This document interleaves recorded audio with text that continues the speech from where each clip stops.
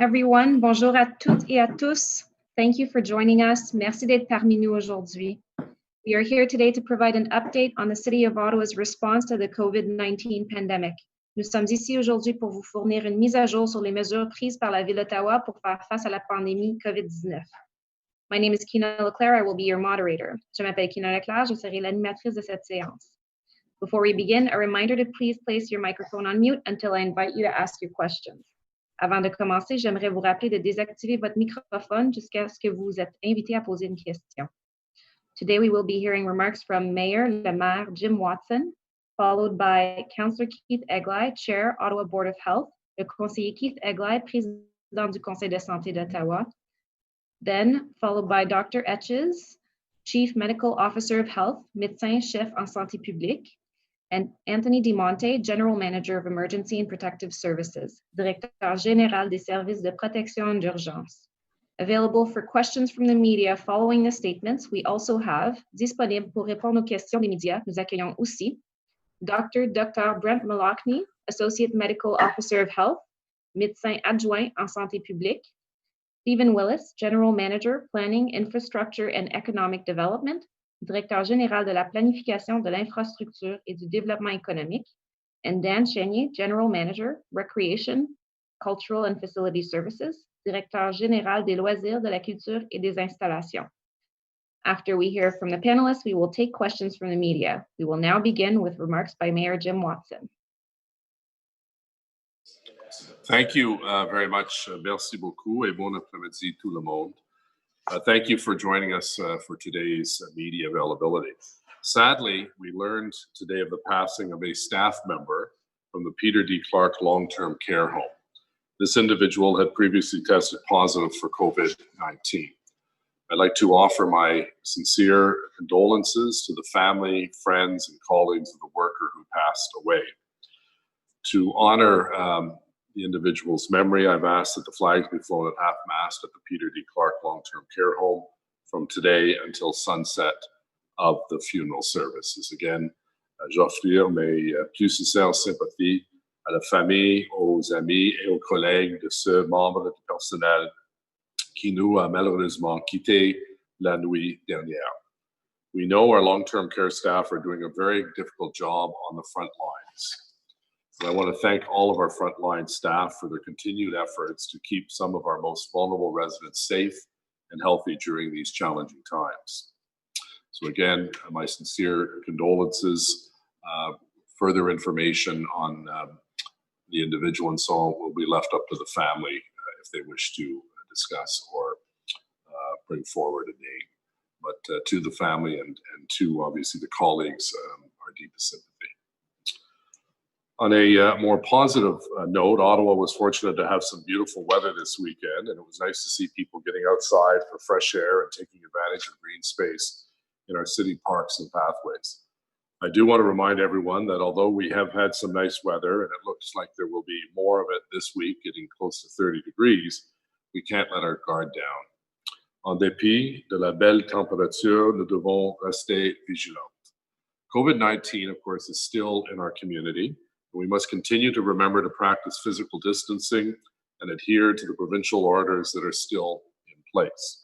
Last week, the province announced that certain businesses, such as golf courses and retail services with separate street front entrances and animal services, are allowed to reopen. This is good news for our local economy and an important step in starting to get our communities up and running again.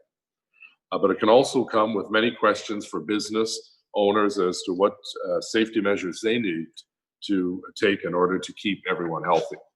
And that's why I'm pleased to announce today that the City of Ottawa, in consultation with Ottawa Public Health, is releasing a toolkit to help businesses reopen safely. This is, I'll just show you, basically it's a very small document in both languages, en français ou en anglais, and it's been vetted by both our economic development folks as well as Ottawa Public Health. And the toolkit is a comprehensive roadmap that will help small businesses plan their safe reopening by having the right measures in place to ensure the safety of employees, clients, and customers. It also helps to answer questions like how to create a physical distancing plan or what steps you need to take to ensure clear communications with your employees, your clients, and your customers. The toolkit, excuse me, also provides links to other helpful resources like public health signage, government financial assistance programs, and sector-specific guidelines. Cette trousse aidera les propriétaires d'entreprises à répondre leurs activités tout en protégeant leurs employés et leurs clients. Businesses are the backbone of any community, and we need to provide them with the guidance and support to succeed during these difficult times. The toolkit can be accessed as of now on ottawa.ca/business toolkit. That's ottawa.ca/business toolkit. Information and resources in the toolkit will be updated on a regular basis as guidance from the province and public health continues to evolve. This is only the first of many measures we will be announcing in the coming weeks to help small business in the recovery phase.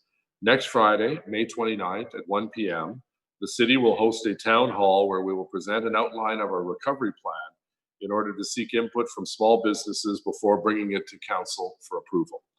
I hope the business community will be able to join us in good numbers, and I look forward to receiving their feedback. J'espère que les propriétaires d'entreprises pourront se joindre à nous en bon nombre pour nous partager leurs idées et leurs commentaires.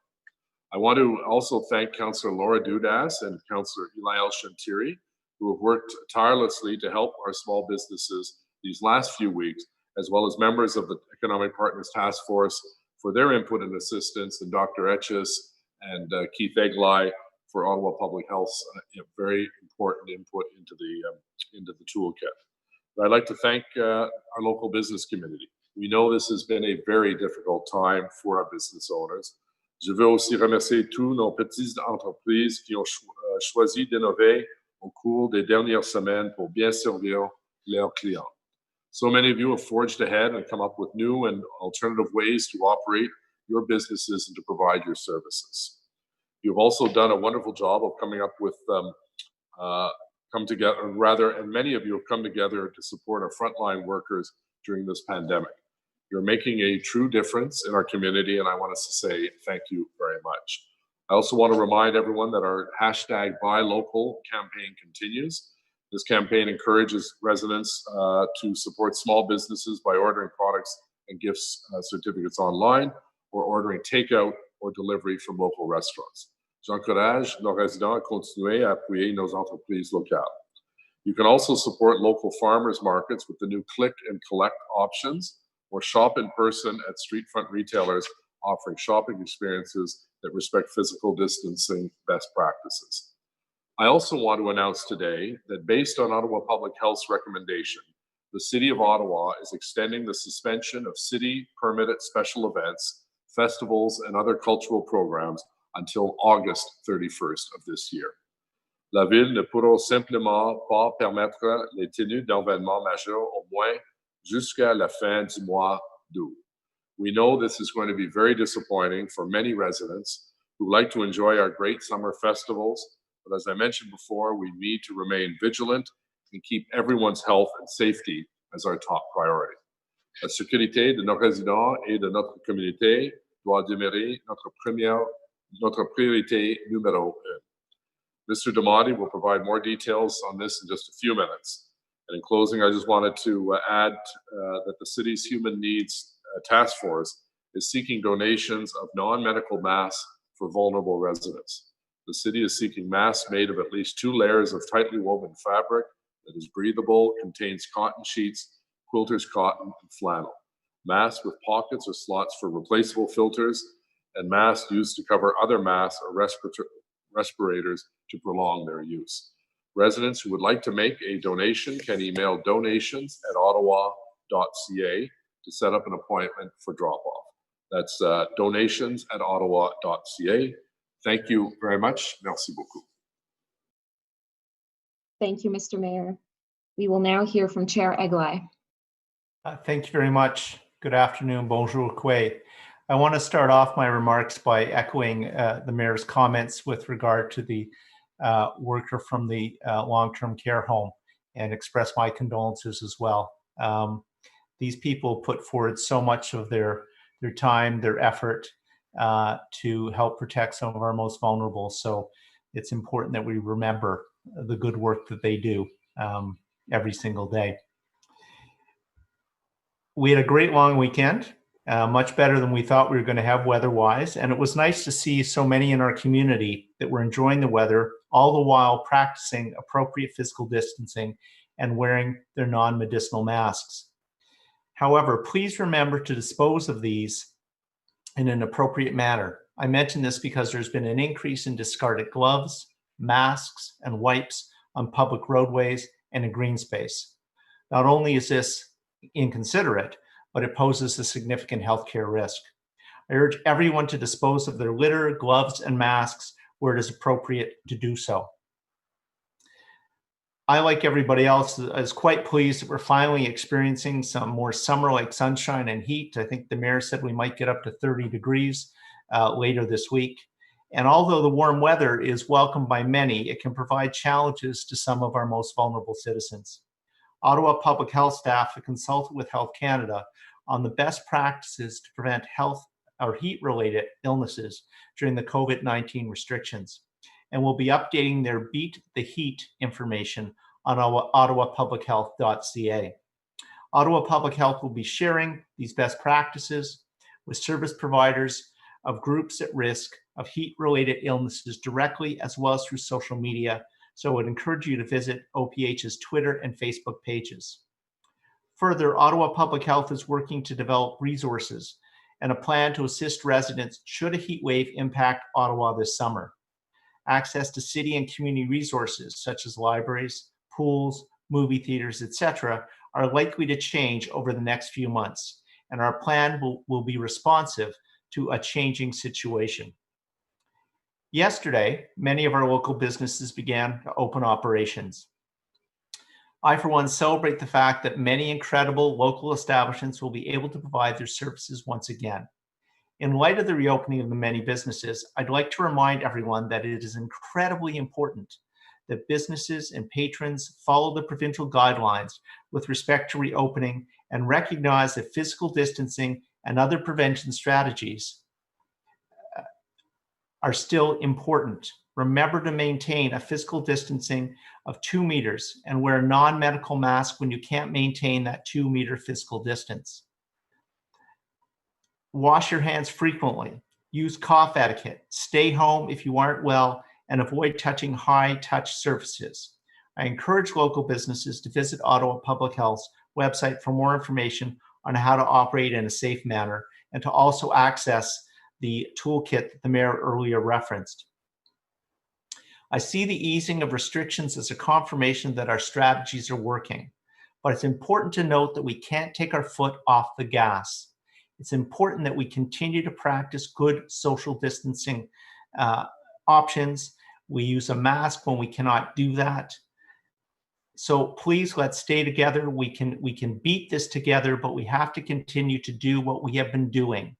The restrictions are being lifted, and that's important and that's welcome, but we can't lose sight of the goal. And the goal is to maintain the physical distancing and to maintain the wearing of masks when that's not possible, so that we can protect the vast majority of us from this virus entering our lives. So again, be happy the businesses are open, be happy the sun is shining, but please follow the rules and suggestions made by Ottawa Public Health. Thank you.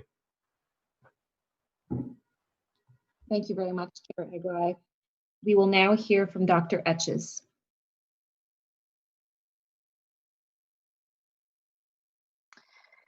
Thank you.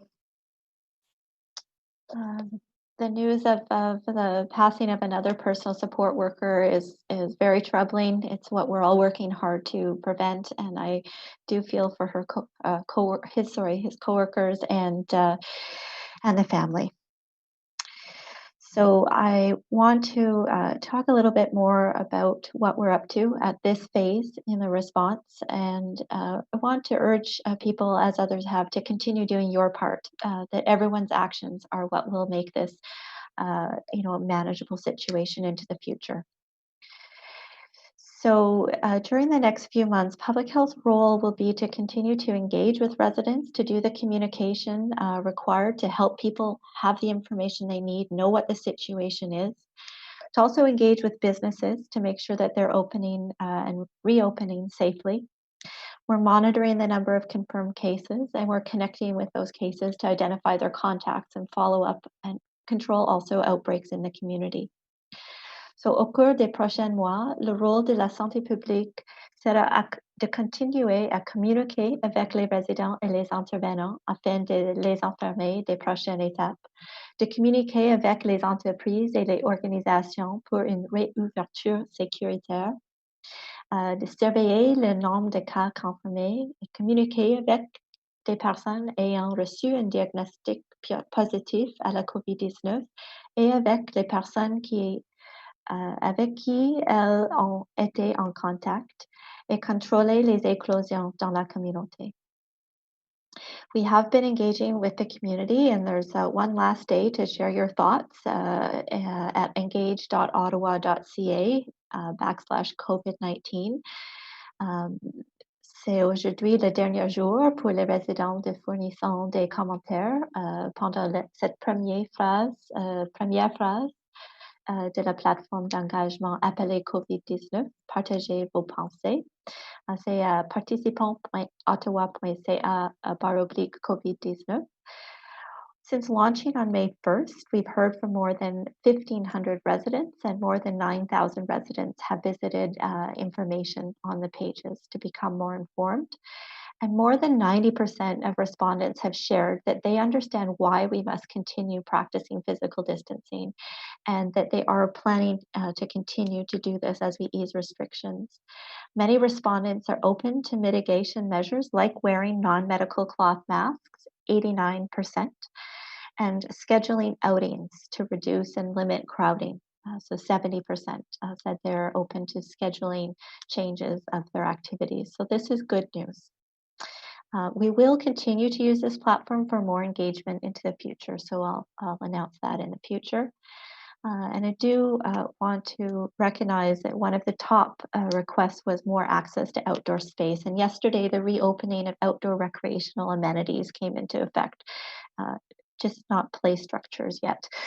So one of the most common concerns we've heard makes this welcome news. I want to also note that Ottawa Public Health was very pleased to have supported the development of the city's business reopening toolkit. SPO est heureuse d'avoir soutenu le développement de la trousse de réouverture des entreprises de la ville. Il est prioritaire que les gens retournent au travail en toute sécurité. Nous sommes ici pour aider les entreprises à le faire pendant cette prochaine phase. So examples of resources in the toolkit include how to set up your space to allow for physical distancing, cleaning and disinfecting, screening tools for employees, and signage for the general public using the business space. And if businesses are not already or ready to open, they don't need to. If people are successfully offering online deliveries, curbside pickup, or individual appointments, we do encourage businesses to continue these strategies because they allow businesses and customers to maintain physical distancing, which has been key in keeping the infections down in our community so far. I do want to reiterate what Chair Eglai said a few moments ago. As we increase our interactions, the work of keeping the number of infections low is to maintain physical distancing and to stay, that means 2 meters away from people who don't live in your household. And if you can't do that, to wear a mask. We're tracking some of the Apple mobility data that shows people dropped their use of their vehicles, of public transit drastically in the earlier days of this pandemic. Transit use continues to be, according to this data source, 70-80% down. The driving, the walking, again, in the range of down 70%, 60-70%. The modeling tells us that if we go too quickly in relaxing our interactions with others. Even if our physical distancing drops, by about 20%, we do risk a resurgence in infections. And so, the Apple mobility data is showing us that's creeping back up. We're starting to go back towards our baseline levels of activity. And we do need people to keep in mind, as you're getting out there and you're being more active, that physical distance is what is protecting us from really that upsurge or a second wave, as people have been talking about. So today, we're going to put up a new way of looking at the data. This is maps that reflect the state of COVID-19 confirmed infections in residents by ward. These maps will be updated every 2 weeks, starting next week, and they'll be found on our epidemiology page of the section of an epidemiology on our COVID webpage. While it's clear that COVID-19 is present in every single community, every ward across Ottawa, this does give us a snapshot as people have been asking for this information. Nous allons aujourd'hui lancer une nouvelle carte qui fait état du taux d'infection de COVID-19 chez les résidents par quartier. Bien qu'il soit évident que la COVID-19 est présente dans toutes les communautés d'Ottawa, cette carte donne un aperçu de la COVID-19 à l'échelle d'Ottawa en fonction de la géographie des quartiers. So I want to stress that these maps cannot be used to identify COVID-19 hotspots in Ottawa. That is a different approach, and these maps are really just information that we have that we're sharing in the interest of transparency.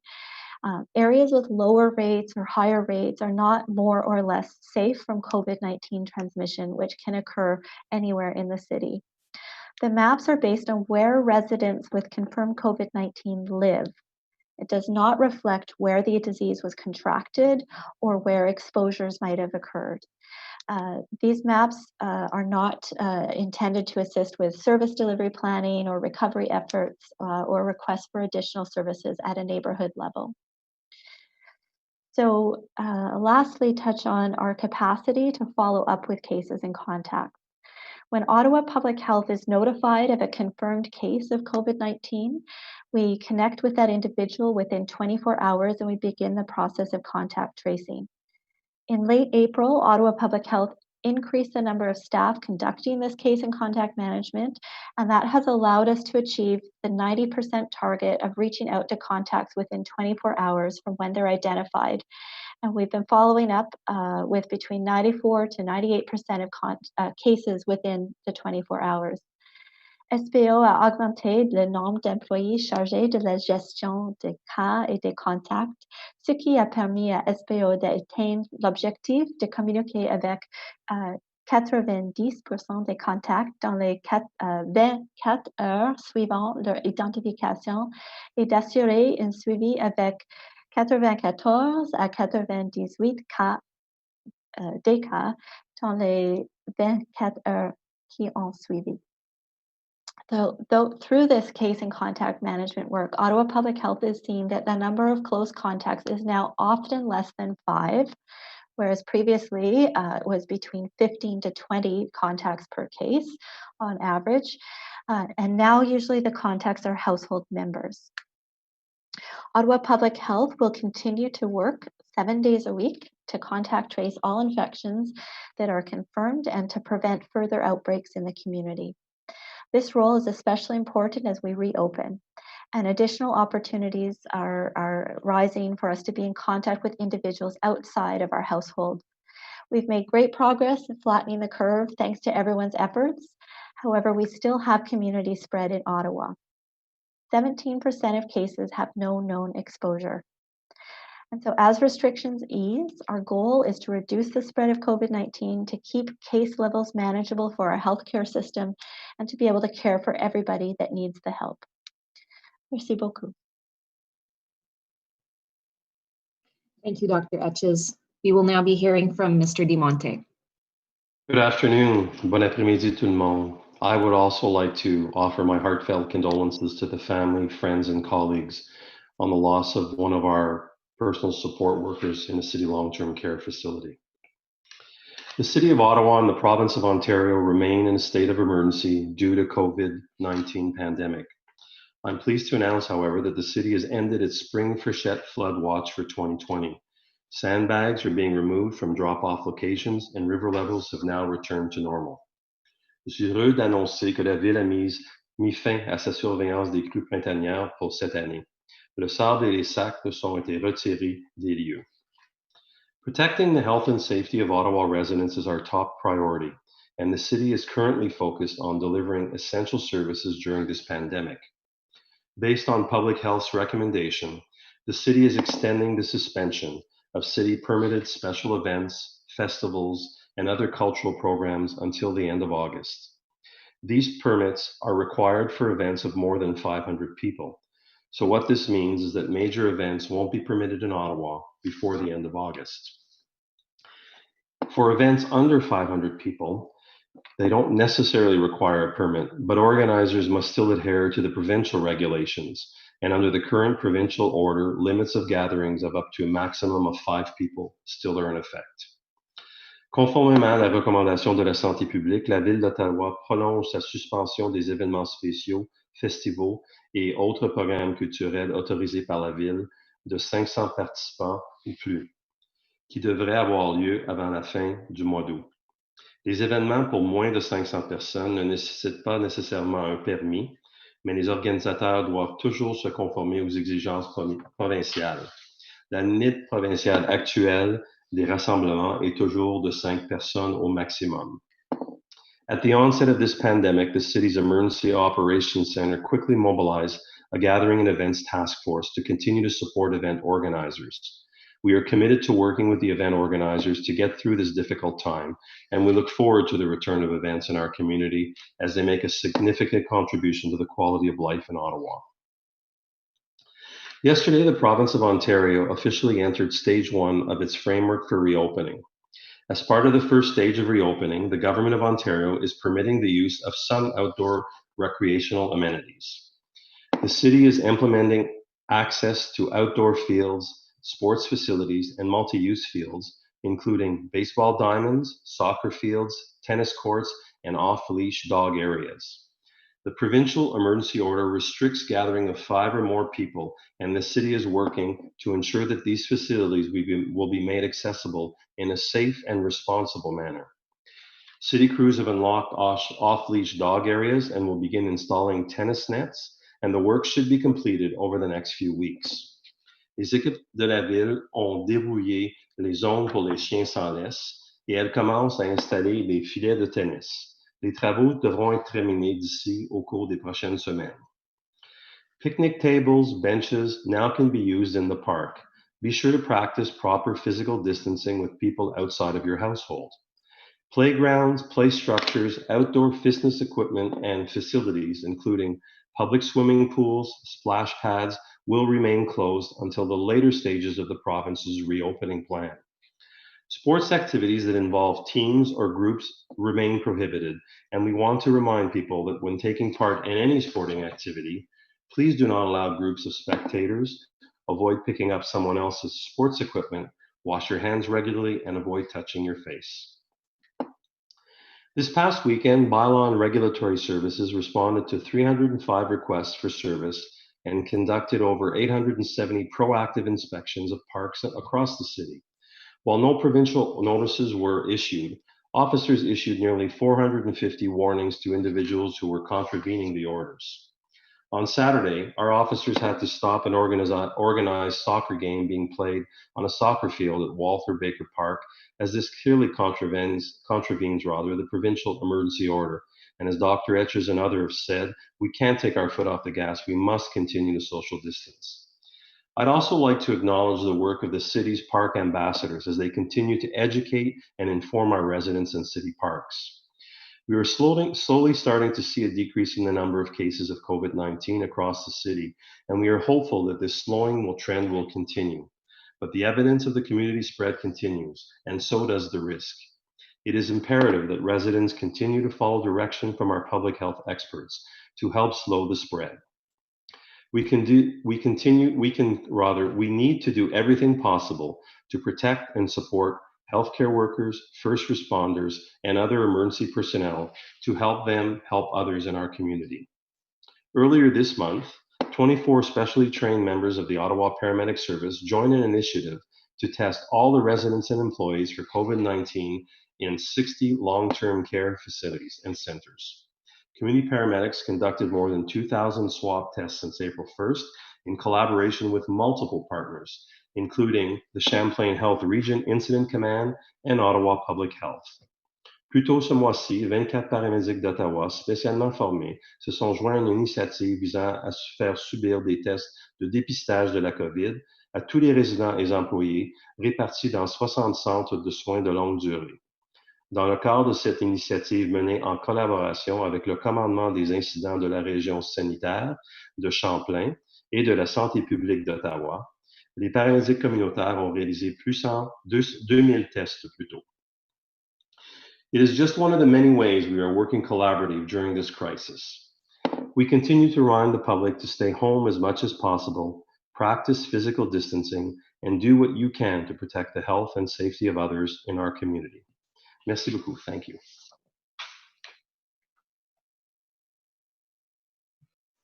Thank you, Mr. Dumonte. I will now invite questions from each agency alphabetically. I will be going in reverse order. You may ask one question with one follow-up. Nous allons maintenant répondre aux questions de chaque organisme par ordre alphabétique. Je vais aller en sens inverse pour aujourd'hui. Vous pouvez poser une question et une question de suivi. Again, a reminder to remain on mute until I invite you to ask your question. Just so you know, Dr. Etches has to leave at 3:50 p.m. So Dr. Brent Malachny will be available to answer questions, or you can direct your questions to OPH Media Relations following the avail. S'il vous plaît, notez que Dr. Etches doit partir à 15h50. Par contre, Dr. Malachny sera disponible pour répondre à des questions, ou vous pouvez envoyer vos questions en relations médias de santé publique. We will now start with your community voice. Pat Ugochiomi. My question would be for Dr. Etches. The issue around sports fields, I wonder if you can clear up for me whose decision it will be to allow organized sports to start using those facilities. I thought I heard from the province press conference that it would be up to the local medical officer of health. I wonder if you could clear that up for me. It looks like Mr. Dumonte is going to comment on that first. He's been following the provincial orders and the enforcement. So as it currently stands, certainly our local medical officer of health is going to be involved, but it is a provincial order, and the way the regulations are currently structured, it is the province of Ontario that will be, as they continue to evolve into their loosening of the rules that they see fit, it should be coming from the provincial government. Okay, and Dr. Etches, with the nice weather that was out on the weekend, I'm sure everybody saw all the crowds at the Tulip Festival at Commissioners Park, and I think you don't need to look too far on my own street. Lots more cars on the streets, a lot more cars in the driveways, and a lot more people about. Do you have any concerns, like with the lifting of some of the restrictions, that people are going too far, too quickly? I think what we're aiming for here is a balance of the risk of infection and the harms that come from not being able to work, not having income, not having social connections. And so I support the relaxing of restrictions so that we can get some balance back in terms of employment and social connections. The challenge is that what does concern me is that it doesn't take very much for this virus to take off again in terms of the number of infections in our community. And so what people have done so far is they've heard that, they've taken public health advice and done the physical distancing that was needed initially. And so now we're more mobile, we're more out and about. Different sources, like you've mentioned, confirm that. But we should still be doing that with distance between ourselves. And I think this is possible. And the other thing that's very important, and I thank you for doing your part to get this message out, is that if we can't be 2 meters away from somebody else, we need to be wearing that mask, the non-medical cloth mask, to provide another layer of infection, to prevent infection, another layer of protection.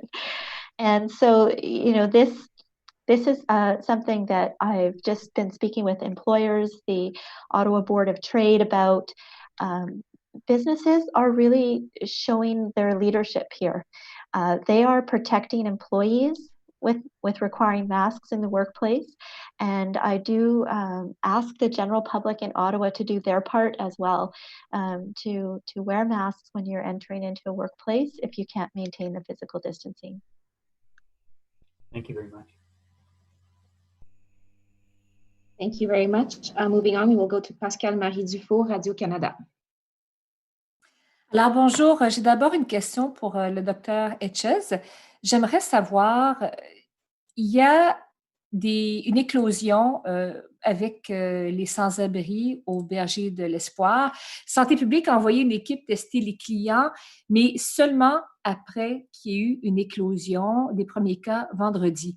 Pourtant, on sait qu'ils ont une santé extrêmement fragile, on sait qu'ils sont extrêmement tassés. C'est dans un endroit qui est vraiment overcrowded, qui est vraiment surpeuplé.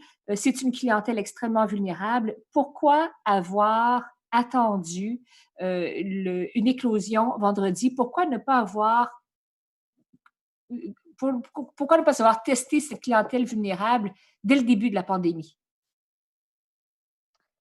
OK, je voudrais juste vérifier que vous êtes intéressé dans une éclosion d'un logement pour les personnes sans abri. Votre question, c'est pourquoi on n'a pas fait un dépistage pour toutes les gens qui habitent dans les logements pour les personnes sans abri plus tôt? Oui, en fait, c'est ça. Il y a une éclosion au Berger de l'Espoir, Shepherds of Good Hope. Je sais que vous faites une vaste opération de dépistage maintenant. Vous saviez déjà que c'est une clientèle extrêmement vulnérable. Pourquoi cette clientèle n'a pas été testée dès le départ, dès le début de la pandémie? Cette population des personnes sans abri était vraiment une priorité pour notre réponse au début de la pandémie. On a créé un centre d'isolation pour les personnes qui ont des symptômes d'infection et c'était la première chose, nouveau service de la santé qui est ouvert dans la ville. Et on a un partenariat avec Inner City Health qui a un bon rôle d'aider les personnes dans le système qui est sans abri, d'identifier les personnes avec des symptômes et de faire le suivi, le dépistage. Nous avons un système mobile pour faire le dépistage pour les personnes sans abri dans les différents quartiers. Et c'était juste cette semaine, oui, on a identifié une éclosion, mais c'était au lieu d'une éclosion dans un centre, un foyer de soins de longue durée. Alors, ce n'était pas un cas qui est un début dans le centre de logement. C'était un cas où l'exposition s'était dans un autre lieu avec une éclosion. Et nous avons fait le suivi plus rapidement avec toutes les gens qui ont habité dans le même quartier que la personne identifiée. Et nous avons maintenant fait le dépistage pour tout le logement. Ça, c'est la recommandation. C'est quand on identifie un cas, on fait un processus de faire un dépistage pour toutes les résidents dans un meuble. Alors, ça, c'est la recommandation et on a fait ça.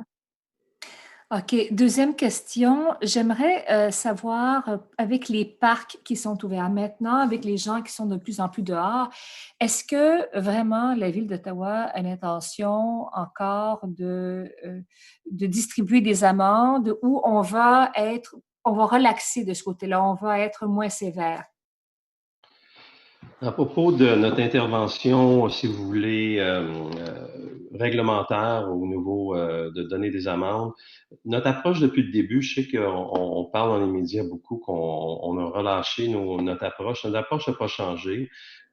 Seulement que de toutes les interventions qu'on a fait, seulement que 2% des gens ont eu des amendes. On continue à faire nos interventions. Écoutez, dans la majorité des cas, lorsqu'il y a eu des amendes, c'est parce que les gens ont déjà eu un avis et par la suite, on récidive. Donc, la deuxième fois, oui, on passe peut-être à l'amende. Actuellement, comme les gens ont dit, on voit que les gens tentent de respecter les distances, tentent de respecter les règles. On a mis nos ambassadeurs aussi qui peuvent aider à interpréter parce que ce processus-là change tous les jours ou toutes les semaines maintenant quand on commence à ouvrir. Donc, on peut avoir beaucoup de confusion. Notre objectif au niveau des amendes, c'est seulement d'intervenir lorsque c'est nécessaire pour une amende. L'objectif, c'est d'aider les gens à retourner à la normale, mais de respecter et qu'on ne retourne pas en augmentation des cas de COVID. Donc, c'est à cet égard-là qu'on essaie de balancer l'intervention, si vous voulez, d'amende versus que le public fait ce qu'il doit faire pour être en sorte qu'on peut continuer à ouvrir la ville. Merci. Merci beaucoup. Moving on, we will go to John Willing, Ottawa Sun. Hi, everyone. Mayor Watson, now that street side retail, I guess, is open, are you more willing to entertain the idea of temporarily closing main streets to cars, perhaps to allow restaurant patios to go onto the street? Yeah, we're actually looking at that now. I've asked staff to come back with a report within the next week to see if we can't replicate the success of some of the pop-out patios that were viewed, for instance, in Westboro the last couple of years. So staff are coming back with some recommendations. One of the reasons why I'm enthusiastic about this idea, John, is because we suspect when restaurants are given the green light to open, they'll have to practice social distancing, which means they'll have fewer places for customers to sit and eat and have a meal. So if we can help them logistically, if it works, to increase their seating capacity by allowing them to have a patio, which in the past they haven't because they haven't had the land, then I'd be in support of that. It helps the small businesses. It brings more life to the street, and I think the restaurants are going to have probably one of the more challenging times getting back up and running and re-attracting their clients to come and support them during their difficult time. Thank you, Mayor. And then just a follow-up question. This might be for Dr. Etches or Anthony. Can the city or the public health unit mandate, require people to wear masks to go into businesses, either retail shops or restaurants under law?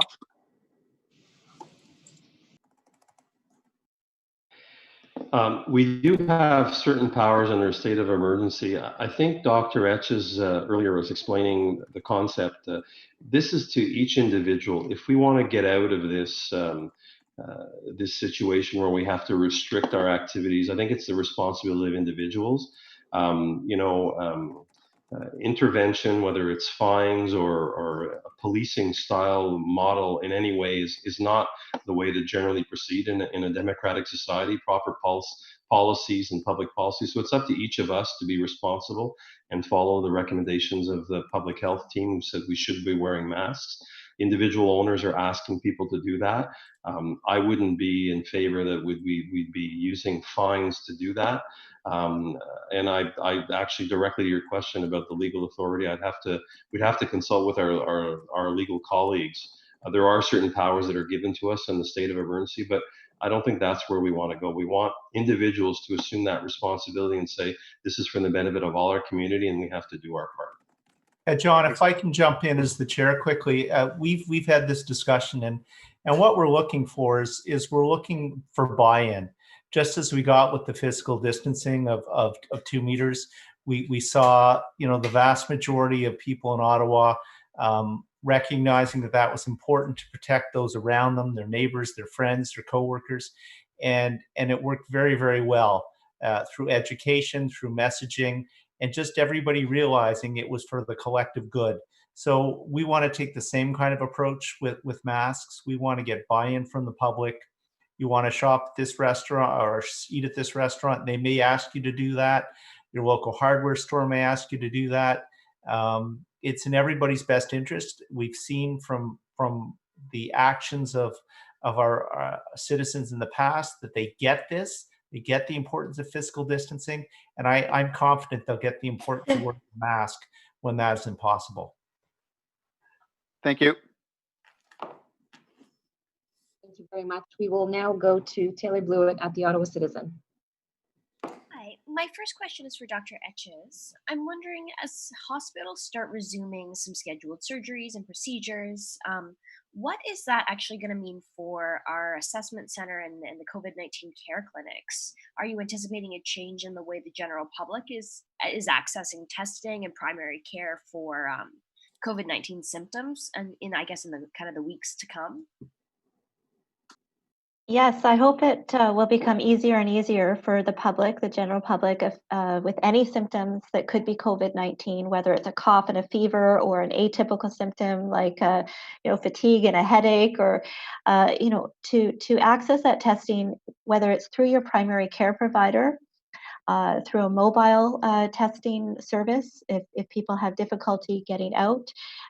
So I think we will move away from being dependent on an assessment center or care clinic model. And this is a good thing. We know we have a lot of geography to cover across our city, and we want to make sure that testing is available wherever people need it. The model was initially started to be able to take the pressure off emergency rooms that were feeling a lot of pressure, to be able to manage the volume of people presenting who wanting testing and who weren't very ill. Right? We know most people that are presenting are not very ill, and we're saying that, come, even though you're not that ill, we still want to know if it's COVID. And so, people who aren't very ill don't need to come to a care clinic, something where there's a lot more infrastructure set up. We can use our regular primary care system and build on that. And for a follow-up, when it comes to this geographic specific data that OPH is now sharing, when you look at this map and what the data is showing, I guess what sticks out to you, and what would OPH and the city, other community partners actually be looking to use this kind of data for, if anything, in kind of guiding decision making or anything along those lines? Yeah, so I can tell you what stands out for me when I look at the maps of the COVID infections detected by lab test, is that COVID is everywhere in our community. It crosses the geography. That's really the only useful thing about the maps. I'm sorry to say, but it just isn't that great data, because it's only based on the tests that have been done. It's only based on where people live. It doesn't tell us about where they were exposed. It doesn't tell us about some of the things that could lead to different rates of infection in different communities. We know if people are older adults, they're more likely to get severe illness, so they're more likely to present for testing. So we might pick that up where there are more older adults. We know that rural areas, it tends to be easier to physically distance, so we're going to see smaller numbers in rural areas, and any fluctuation in the numbers in a rural area is going to show up as a big change also in the rate of infection. And so they're not that useful, but people want to know what information do we have about the geography, and so we're sharing it. Now into the future, as testing is more widespread, and we're trying to make sure that anybody can come forward, and we think we have more representative testing, not just healthcare workers and very sick people, that may become more useful data. Thanks. Thank you very much. Moving on, we will go to Sue Sharing. Yes, hello. I have a couple of questions for Mayor Watson, and I've struggled with how to phrase this first question. I believe, and you've lived in this city for a long time, that Ottawans are a very caring community. But I'm wondering if you can describe somehow how you, as the mayor of Ottawa, feel. I mean, obviously today, both you and Dr. Etches were very compassionate, and you're passing on your sympathies for the Peter Clark employee. Is it different being the mayor of the city with all of this going around you? Well, Sue, this particular death hits us close to home because it's our first employee who has lost their life to COVID-19. So, it does hit home, and obviously has a very traumatic impact on the individual's colleagues at the Peter D. Clark Center in Center Point. I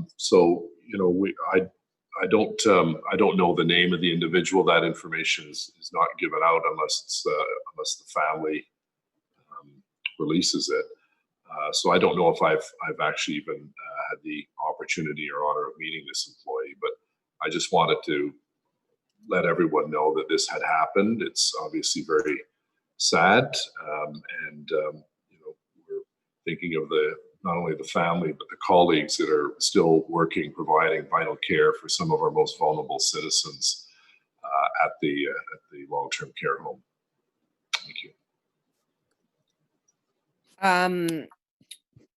What I was really trying to ask was, I mean, all this stuff is going on around us.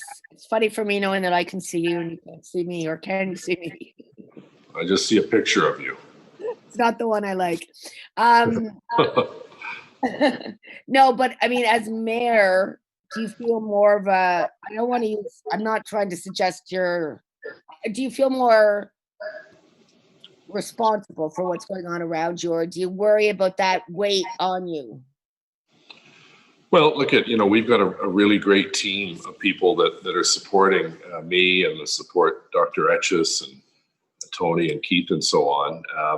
And, the burden doesn't fall just on one person. Obviously, the people who run our long-term care homes and the staff there, are touched by this tragedy that took place, and the loss of a life. So it is, of course, it weighs on you, that we knew at some point probably one of our employees would be infected, and that day has come, and all we can do now is really offer our condolences, but also redouble our efforts to ensure that every possible measure is in place for the protection and safety of both the residents and the people who walk through the door every day to go to work to help those residents.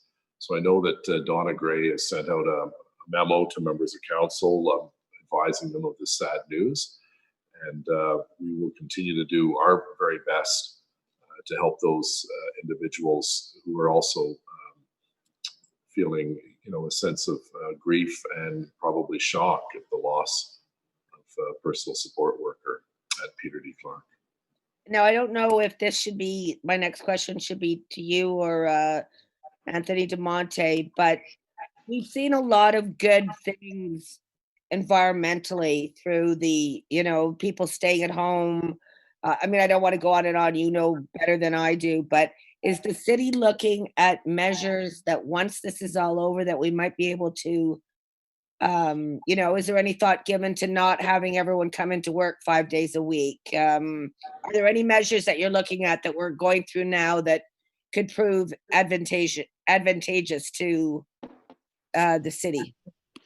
Well, certainly, Sue, under our city manager's leadership, we've set up several task forces, and some of them are looking at the recovery in the future. We're also looking at experiences elsewhere in the world that are in different timelines that, had the peak way before us and are going back to normal. And those discussions have begun. What will our transit service look like? What will our future look like? Can we stagger, and can we maybe talk with the business community and the largest employer, the federal government. So yes, Sue, so some of that work has begun. We're not there yet. We're still in the early stages of reopening our community based on how the province wants to proceed. So we're keeping our eye on the ball on that to ensure that we don't backtrack. But absolutely, those are some of the questions that we're asking ourselves now. We're looking at what possibilities may be, and then maybe some recommendations, and engage the entire different groups in the community, the business sector, the federal government, and other sectors. So absolutely, those are things that we're looking at right now. Thanks so much, both of you. Thank you very much. Moving on, we will go to Julien Paquette, Le Droit. Bonjour, Monsieur le maire. Bon, évidemment, la situation actuelle nous a forcé à faire plusieurs choses différemment. J'étais curieux de savoir comment votre niveau de satisfaction par rapport au fonctionnement des réunions publiques à distance et plus spécifiquement ce qu'on a vu la semaine dernière avec le comité sur le plan officiel avec une centaine de personnes qui ont été entendues. Est-ce que vous êtes heureux de la façon que ça s'est déroulé jusqu'à maintenant? Oui, je pense que Mme Harder et M. El-Shantiri, les deux coprésidents de ce comité, fait du bon travail. C'est certainement beaucoup de monde qui offrirent leur opinion au sujet de le plan officiel pour la ville d'Ottawa. Je pense que c'est le deuxième plus grand groupe qui adresse un comité municipal. Le premier, c'est l'armée de salvation. Salut. Mais ça, c'est une autre façon pour encourager plus de personnes d'utiliser la technologie, de communiquer avec les comités. Et je pense que ça, c'est une chose très importante. Peut-être on avait le droit de continuer cet processus dans l'avenir parce que c'est plus cher pour une personne. Ce n'est pas nécessaire de quitter leur maison, payer pour le stationnement, arriver à l'hôtel de ville pour donner son discours pour 5 minutes. Alors, si nous sommes capables de continuer d'utiliser la technologie pour des témoins ou des personnes qui vont poser des questions, je pense que ça, c'est vraiment une bonne idée. Parfait. Et aussi, j'aimerais vous entendre, on a M. Dimonté qui nous a annoncé il y a quelques minutes qu'on mettait fin aux mesures de surveillance pour les inondations, la crue printanière. J'imagine que vous êtes soulagé finalement de ne pas avoir deux crises à gérer en même temps ce printemps. Oui, je pense que Tony Dimonte va répondre à cette question parce qu'il est responsable pour ça. Merci, Monsieur le maire. Effectivement, on avait mis en place la structure pour être en mesure de répondre à deux événements, puis on a toujours la capacité. On a vécu ça avec les tornades et les inondations l'année passée, mais c'est sûr qu'avoir seulement une inquiétude qu'on n'a pas d'inondation comme qu'on a eu l'année passée à gérer, surtout dans un moment de COVID qui a rajouté d'une complexité au niveau du personnel puis le travail qui serait nécessaire sur le terrain. Donc, oui, c'est un soulagement à cet égard-là, mais c'est un soulagement d'une minute parce qu'il faut redoubler nos efforts au niveau du COVID pour être sûr qu'on peut réétablir notre communauté le plus rapidement possible. Merci beaucoup. Merci. We will now move on to Craig Lord at Global News. Hi, I think I had a question for Vera, but it looks like she left. Dr. Malakmi is there. Yeah. So maybe this is a question for Brent. I was just curious about when we've heard a lot about in other provinces across Canada that idea of expanding the household bubble. I'm just curious if we were to see something like that, is that an OPH decision? Or is that solely the discretion of Ontario? I know they have the 5-person maximum for gatherings, but even below that, would that be an OPH decision to potentially add flexibility to that household bubble concept?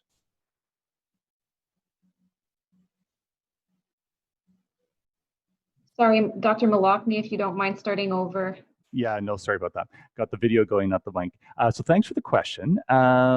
Certainly, it's something that we've been, talking about at OPH and talking with our provincial counterparts as to when, we will be able to see some relaxation and what type of relaxation socially. I mean, a lot of the relaxation decisions to date have been to open up businesses, which is important, considering how important they are to the well-being. To specifically answer your question, it's a provincial decision in terms of any relaxation, both in terms of size of gatherings, as well as the different ideas that are being bounced around in terms of expanding your household group. And certainly I think the chief medical officer of health gets asked this almost every day in his media questions, and his answer to date has been, not feeling quite comfortable yet to include that, because, consistent with what Dr. Etches was saying earlier in this event, that the more we increase the interactions, particularly those less than 2 meters away, the more risk there is for transmission, and therefore the more risk for resurgence. And so I think that's why we have caution, but the strict answer is that it's a provincial decision. Okay, great. Thank you so much for the clarity. My other questions have already been asked, so I'll just pass the mic. Thanks, everyone. Thank you very much. Moving on, we will go to Josh Pringle at CTV Ottawa. Thank you very much. My question is for Dr. Malakny. There seems to be some confusion. Premier Doug Ford has said you can interact with up to 5 people from outside your household. We've seen people in Ottawa maybe interacting with more than just their household. What is the exact guideline right now? Because there is a lot of confusion. Like, who can you interact with? Who can you have over to your house? How many people can you have? We're just trying to get some clarification. Yeah, no, thank you for that. I don't think with respect to sort of social interactions that things have changed. I mean, the principles are the same in terms of physical distancing. If you can't maintain distancing, then the importance of a non-medical cloth mask. That under the provincial emergency order, that the maximum size is 5 people. That you're fine to socially interact with your household, and it's fortuitous that now that we have more venues to be able to do that. Previously we were just doing that, in our apartment or our home. Now we can go to the park and use the picnic bench. So that's great. But in terms of that number 5, that's still the number. And so, the number shouldn't be more than 5, unless you have a very large household. Thank you. And my follow-up question is probably for the city. Just looking at the decision to cancel festivals and all large events for, I guess, the next 4 months now, or June, July, and August. Was there any thought of waiting any longer to make this decision, or was it a decision you'd wanted to make now to give everyone a heads up so they can start planning, and then also to make sure that everyone's prepared for what's happening? Yeah, if I could just offer a comment, Tony, and then maybe I'll throw it over to you. These decisions are difficult, but unfortunately they're not,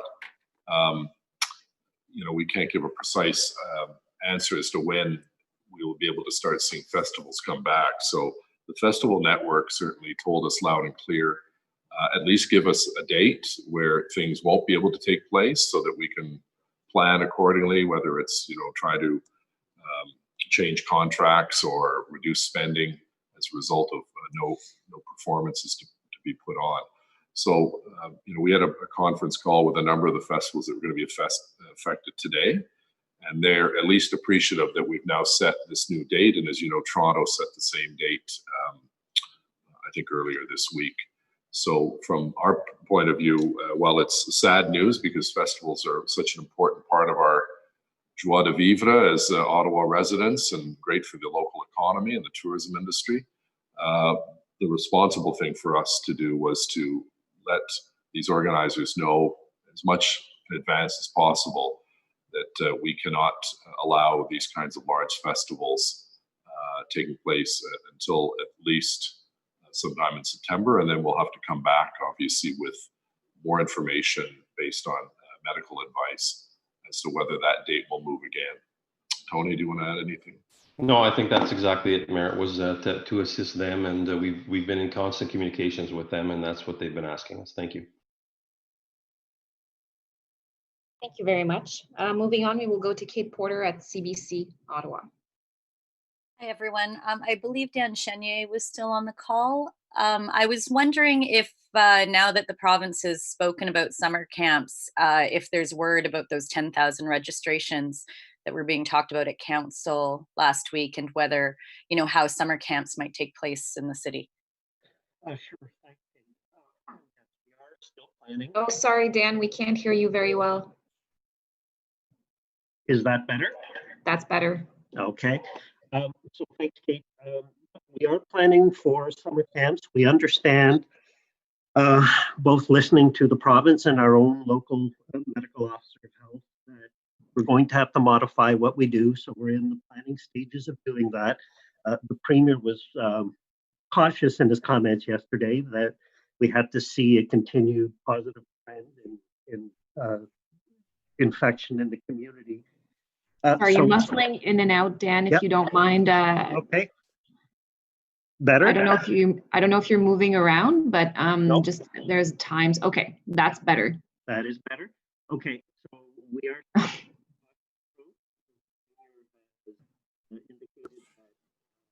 Dan, we can't hear you. okay.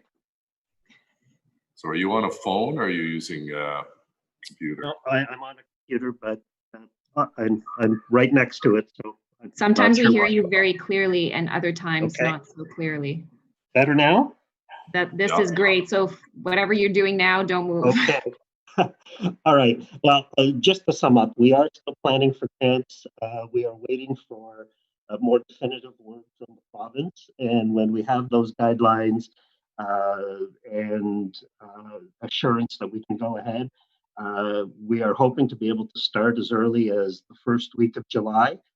But again, that will depend on positive trends in infection, as well as the province giving us the green light. Perfect. We heard all of it. Thanks. I think my second question is for Dr. Malakny, and that's just this Apple Mobility sounded interesting as well. And, you know, watching how people are moving about. I wonder, you know, how many of these sorts of sources is OPH using, or could you give any other examples of how they're trying to get a good picture of, you know, the way people are moving about, or how things are changing in the community as these restrictions are loosened? Yeah, no, thank you for that. We are looking at a range of indicators to really try and get a sense as to whether we're continuing to move in the right direction, or to be early warning that that we may be, you know, entering into a more challenging a time towards resurgence. And some of it is like we've done some previous survey work, you know, and that's where we reported previous information where, you know, in terms of people distancing and that kinds of thing, we're looking at, you know, continuing to monitor, maybe expand and get more information, say on attitudes toward masks and using masks, because we feel that's a very important contributor going forward to control transmission as people become more active.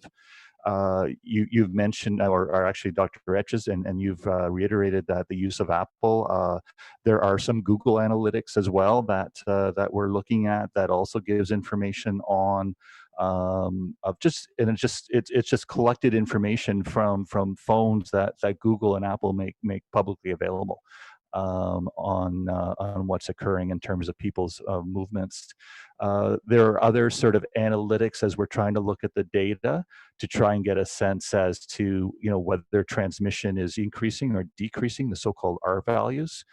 So there's a variety of measures overall that we're looking at that fall into those categories that are in the provincial framework around disease transmission in particular, but others as well, to give as comprehensive a picture as we can to understand what's going on.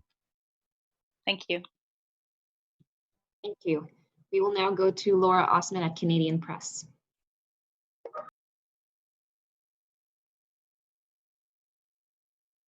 Okay, I imagine she had to leave. So we will move to Mario Aubé, 104.7. Also does not appear to be here. So we will now go to, last but not least, Jason White at 1310 News. Thank you. So my question is, I'm looking for some clarification, and Dr. Malakny, you might be the person to clarify this. The employee of the Peter D. Clark Center who passed away, is that person's death included in the 8 deaths in today's numbers from Ottawa Public Health, or is that death not yet made its way through the system to be reported? Thank you for the question. We'll need to check with our staff and get back to you. Certainly, there is normally Dr. Malakny, I a can't small hear leg. you. I think you're on mute. No, can you? I seem to be off mute. Yeah, we can hear you, Doc. Okay, thank you. So I was just saying that I don't know for sure, and we can get back to you on that. Typically, there is a delay for an unfortunate event like this before it gets into the actual reporting system and is reported. But we can get back to you to confirm that. Okay, thank you, and I apologize. That was my fault, why I couldn't hear you. The second question, the follow-up question I had was, given the advice we've gotten today on face masks from the federal government and from the province, I'm wondering if the city is planning to make face masks mandatory for transit on OC Transpo, or if not mandatory, is there some messaging that's planned to strongly encourage people to wear face masks, or are you just taking the approach masks are good in public, period, across the board? So two elements to that. We're taking the best advice of our public health group. John Manconi and his entire team at Transit have been working on this subject for some time already, actually, and they're looking at it both their provincial and their national associations. So I think you're going to see something very similar again with transit services across the country come through this. Again, we had the earlier discussion and a similar question about mandatory and enforcement, et cetera. I think it's quite clear that it is something that our medical experts are recommending. So we'll probably be moving to that. I don't know about the word mandatory. I don't think we've landed there yet, but I think that would be commonplace, certainly, that when anybody enters the public transit system, they would probably in the future be wearing a mask. Our staff will as well, too. So that's being determined as we speak. So the exact details still have to be worked out, and we're going to follow the best advice that we can get from our public health officials. Thank you. Thank you very much, everyone. This is all the time we have today. C'est tout le temps que nous disposons. Have a wonderful day.